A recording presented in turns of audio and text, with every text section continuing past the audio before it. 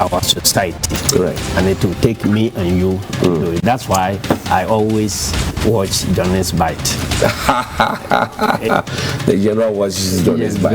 Every day. Thank you very much. And it's devoid of insults, but straight to the point, factual and fearless. Charlie, no be joke. The pressure people like Johnny can give you. No. You no get grey hair, you go get grey hair. I'm innocent. And that's what I'm saying. That the pressure Johnny and his people, the pressure they can give you, you no get grey hair, you go get. So your best bet is not to have hair.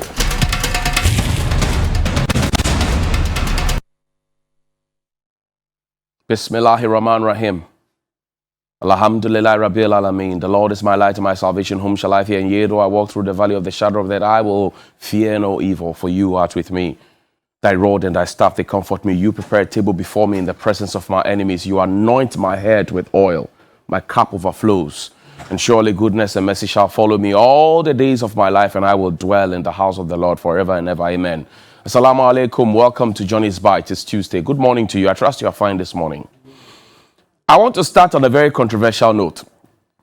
So you know that Ukraine and Russia have been at each other's neck, throwing missiles here and there. Students were stranded. They were brought home. You know, other nationals have been asked to go to their countries. Their countries went in there. Better late than never. We got our people back. Some even said they won't come back. But have you noticed that since the Russia-Ukraine disturbance started happening with all of what's happening, have you realized that nobody talks about COVID-19 anymore? Have you realized that nobody, CNN, BBC, Al Jazeera, they don't talk about COVID-19? Suddenly people are not dying. Suddenly people are not having comorbidity. Suddenly people are not being put into, under ventilators. Suddenly, even us, we have toned down. Have you noticed that since the Russia-Ukraine thing happened, we have all kept quiet about COVID-19? Did you know that at some point, even in our country's life, when people traveled from outside and came here after paying $150 at the airport for testing, they still are kept in a hotel against their will in the name of mandatory quarantine, and they are fed food that sometimes, I mean, they showed us pictures. We showed you some food that is not up to standard. Dirty hotel rooms and all of that, torn beddings and curtains. We showed you all of that. But since Russia and Ukraine started fighting, it's as if COVID-19 doesn't exist. In fact, when we brought our students from Ukraine and other places, we did not even do the mandatory quarantine for them. Ask the Ghana Health Service, ask the Minister for Health, ask the Ministry of Health. Did we do that? No, we didn't do that. Ask the National Security, because they send people to go and police those hotels and prevent people from going out. Did we do that? Are we doing contact tracing with the parents and the students who came? So suddenly Russia came, Ukraine came. We are not talking about COVID-19 again, and you watch it. We have moved the excuses of our hardship from COVID-19 and we have put it on Russia and Ukraine. That is how special we are as a people. Suddenly, fuel price, Russia, Ukraine. Even though we are net exporter, we have win for Russia and Ukraine. Suddenly, price of bread is gone up, Russia and Ukraine. Same thing we did with COVID-19. Same thing we did with free SHS. You ask, why is my water not flowing? Free SHS. Why is my child not able to afford school fees? Free SHS. Everything. So now, since Russia and Ukraine happened, we have decided not to talk about COVID-19. But that's just by the point. Oliver, open that Ghana Web story for me where radio presenter, actress, and socialite Ifeanyi Schwarzenegger had made a very controversial subject matter trending. She said, the chief of staff gave me 50,000 Ghana cedis, helped in flying my father's coffin to Ghana, Schwarzenegger. Now, ordinarily, this would not have been one of my things that I will talk about because it's somebody's money or wherever they get it from, and in our traditional setting, they are giving somebody in someone. It's okay. Because when my father died in 2015, people give me someone. People give me something small. They take this 1,000, take this 2,000, go and help to bury your father. So it's okay. But then this takes a certain political twist and it's becoming one too many. So I want to say good morning to our chief of staff. Honorable Kennedy Japan, who is the head of our security committee in Parliament, also MP for Asin Central. A very well-known member of the MPP who defends the MPP to a hilt. He spoke not so long ago and said that, Madam Chief of Staff, you gave him 120,000, whether dollars or cedis, to go and give to somebody, Honorable Ajuasa, for his appearance fee or whatever it was.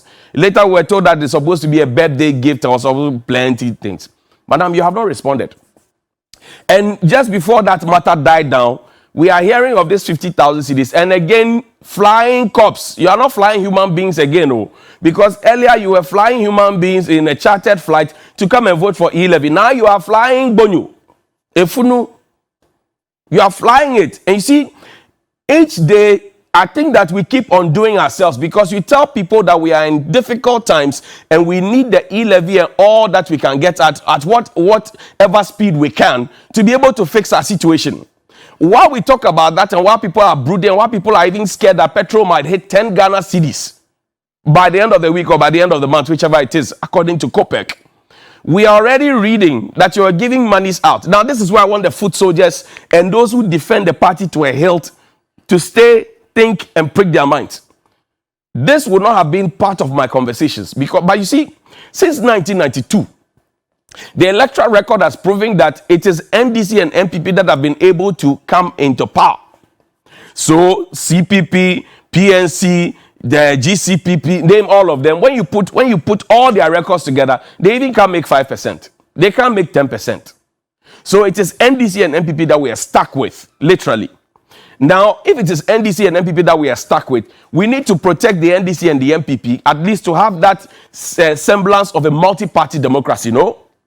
So, when people start changing the colors of an MPP office into an NDC colors, people are fighting because there's polling station elections and all of that.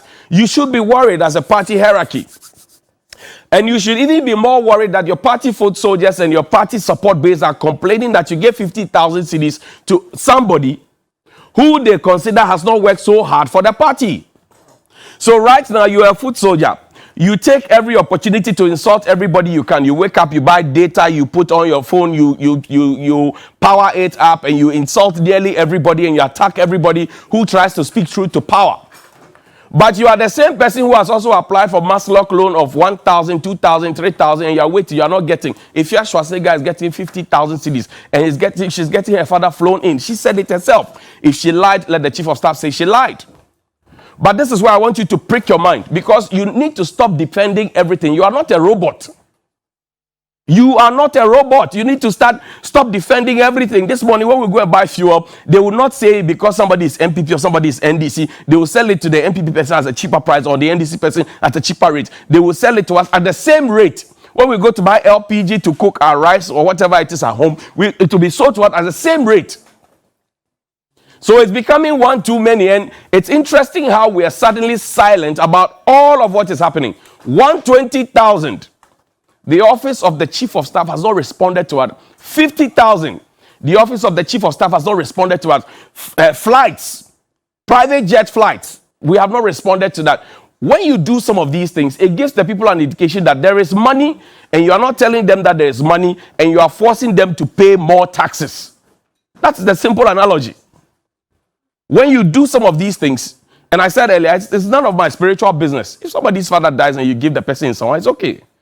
But where you give in someone, and then, for example, you have party foot soldiers who are disgruntled, and they are angry. And I told you, they know the truth.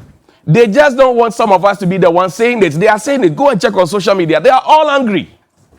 They are posted. They are angry. They are disappointed. And that is not good, because if we want to maintain a multi-party democracy, we need the NDC and the MPP to be strong, alive, and well to contest based on their ideas and based on their support base.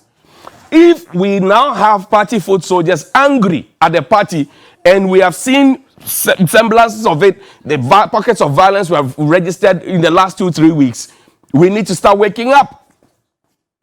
Because then what Divine Agohum said at the Greater Accra, at the conference, indicated, for example, that a Didija has come inside. A Didija has stepped into the room. Ayeoyeko, onake ayeshoyeko. So please watch it. It is not good. And once your support base starts getting angry, you know where we are going. But then when we talk about that, the cedi, it is dancing Agbaja before the dollar, the pound, and the euro. Pull that photograph of Dr. Baumia back in the day, telling us when he just got into power with President Nana Dankwa Akufo-Addo that he was going to arrest the falling cedi. So the Ministry of Finance, under the auspices of the Office of the Vice President, presents a public lecture on arresting the falling city. Well, now we can say falling with an E-N, not I-N-G. Fixing the foundation. His Excellency Alhaji Dr. Mahmoud Bawumia, Vice President of the Republic of Ghana, Chairman Honorable Safo Mafo, he's a senior advisor to the President now, and special guest His Excellency John Ajikum Kufuor, the Venerable Kufuor as we call him, the former President. This was moderated by Honorable Kojo Opon Nkrumah, who is Minister for Information and MP for Fosia Yerbri. All are cordially invited. It was on the 16th of March 2017. That's what, 1 day shy from today. Accra International Conference Center, Accra, 4 p.m. Dr. Bawumia, Economic Messiah, he addressed the nation and told us how we're going to arrest the falling city. In fact, later on, he came to tell us that he had arrested the city and giving the key to IGP Appiah, who is now retirement, who got contract extension. His deputy IGP Opon Bueno, who also got contract extension, now is down Paris 10. Why is Dr. Bawumia? Has he been arrested by the city? Why is he? He's not speaking. President is not addressing State of the Nation address. Dr. Bawumia himself is not talking to us about the economy. He has turned himself into a digital whiskey and is telling us everything about e-tickets, about e-this, about e-feeding, about...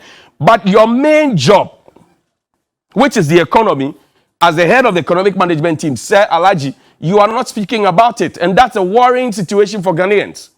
Because you see, it's akin to we being in an exam hall. You are not done with your work, your exam, but you are rather teaching other people how to do their work. So this morning, I just came to say good morning to you, Dr. Bawumia. I came to say good morning to you, Chief of Staff, and I came to say good morning to you, Minister for Health and Ghana Health Service. A real quick recap. I said when Russia and Ukraine started, have you heard anybody talk about COVID-19 again? Have you heard anybody talk about mandatory quarantine? Have you heard anybody talk about all these things that we were told back in the day, contact tracing and hand contact? Have you heard anybody talk about it? Nobody talks about it. Even on the global front, CNN, BBC, Al Jazeera, they all don't talk about it. So is COVID a scam? I don't know. Now I'm talking about the party foot soldiers who are disgruntled and are complaining publicly. Now, they are joining us to complain. And we must watch it. 3, where is Dr. Bawumia? He makes public appearances. He speaks on other issues but the economy. He makes public appearances. He speaks on other issues but the city. He makes public appearances. He speaks about everything but the cost of living. He makes appearances, speaks about everything but the fuel. And these are things contained in his 170 questions that he posed to Vice President in Mr. Arthur of blessed memory. Today you are in power. Why can't you answer your own questions? Because in class, when we went to primary school, if, for example, a teacher gives you an assignment and you're unable to do it, you are given an opportunity to make a correction. If you still don't get it right, the teacher now comes to the classroom and does the illustration for you to follow and asks you to copy it and go and refresh your memory and learn. So, sir, visiting professor, have you seen the exchange rate this morning? We are just asking you a simple question. But let me a minute. Let me go to the forgotten constituency. Santro Kofi Akpafu Likpele Lobi. There's an EP school that I'll talk to you about tomorrow. And I'll also talk to you about some of the challenges that they've had there. I already showed you the Likpe Bakpa clinic, polyclinic. And we're expecting that once they, the Hohoi district hospital, Hohoi hospital had been made, a regional hospital. We're hoping that that would have been the district hospital. But that is not the case. And we will show you again. Because when I showed it the first time, some people got angry. That why am I showing it? I'm showing it because the people, they also pay taxes. They pay property rate, they pay business operation permit, they pay all those things. Why can they not get the service that the people of Rich get? Why? Why can they get the services? Can't they get the services that the people of Kaneshi Polyclinic get? Why? How different are they? Are they not Ghanaians? So the facility is there, but we are letting it rot. And how is it that a facility of that nature does not even have a doctor as being resident there? We have a nurse who is handling the affairs of the whole hospital. And they are managing it well. But there is a big but. And then I'll show you schools in those places where the children have had to go into the bush to do what we call alubuzan because their toilet facilities are not working. And there are key things that we need to be talking about in this country. Very, very key things. And I won't stop talking about them. You know why? I didn't start today. I won't stop tomorrow. I will talk about them. I will always talk about them. You can hate me for all you can. But you see, all the issues that I tabled, for example, in the last 3 or 4 months, Honorable Kennedy Japan took 1.5 hours and summed everything up, spoke the same thing I spoke about. Why are you not attacking him? Why are you not attacking Dr. Kennedy? Why are you choosing to attack me? Because you think I'll be afraid? Sure. Good morning.